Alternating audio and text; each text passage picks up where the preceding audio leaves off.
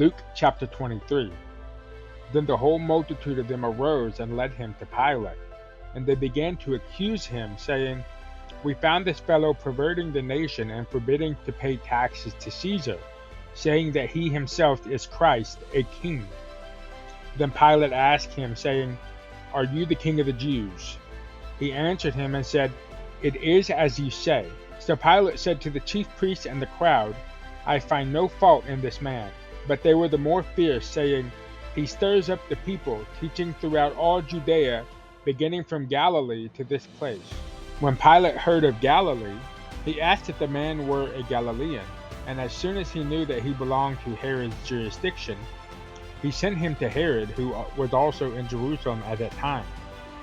Now when Herod saw Jesus, he was exceedingly glad, for he had desired for a long time to see him, because he had heard many things about him, and he hoped to see some miracle done by him.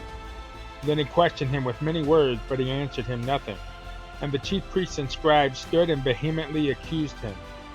Then Herod, with his men of war, treated him with contempt and mocked him, arrayed him in a gorgeous robe, and sent him back to Pilate. That very day Pilate and Herod became friends with each other, for previously they had been at enmity with each other. Then Pilate, when he had called together the chief priests, the rulers, and the people, said to them, "You have brought this man to me as one who misleads the people, and indeed, having examined him in your presence, I have found no fault in this man concerning those things of which you accuse him. No, neither did Herod, for I sent you back to him, and indeed nothing deserving of death had been done by him. I will therefore chastise him and release him, for it was necessary for him to release one of them at the feast." And they all cried out at once, saying, "Away with this man, and release to us Barabbas, who had been thrown into prison for a certain rebellion made in the city and for murder." Pilate therefore, wishing to release Jesus, again called out to them. But they shouted, saying, "Crucify him! Crucify him!" Then he said to them the third time, "Why? What evil has he done? I have found no reason for death in him. I will therefore chastise him and let him go." But they were insistent, demanding with loud voices that he be crucified. And the voices of these men and of the chief priests prevailed. So Pilate gave sentence that it should be as they requested. And he released to them the one they requested, who for rebellion and murder had been thrown into prison, but he delivered Jesus to their will. Now as they led him away, they laid hold of a certain man, Simon a Cyrenian, who was coming from the country, and on him they laid the cross that he might bear it after Jesus. And a great multitude of the people followed him, and women who also mourned and lamented him.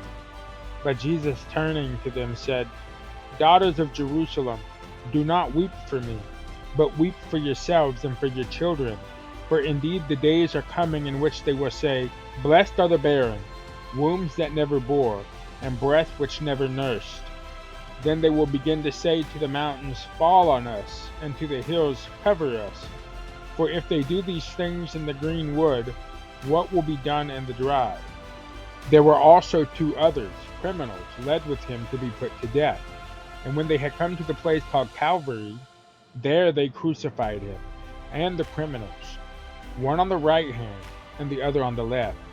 Then Jesus said, "Father, forgive them, for they do not know what they do." And they divided his garments and cast lots, and the people stood looking on.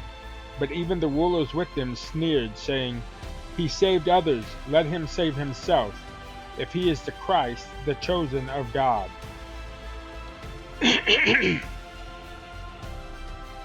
The soldiers also mocked him, coming and offering him sour wine, and saying, "If you are the king of the Jews, save yourself."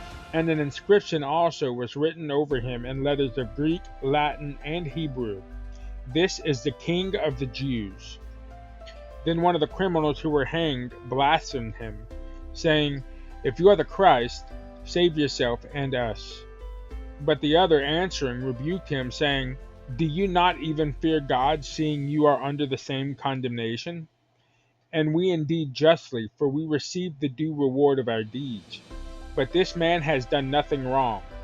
Then he said to Jesus, "Lord, remember me when you come into your kingdom." And Jesus said to him, "Assuredly I say to you, today you will be with me in paradise."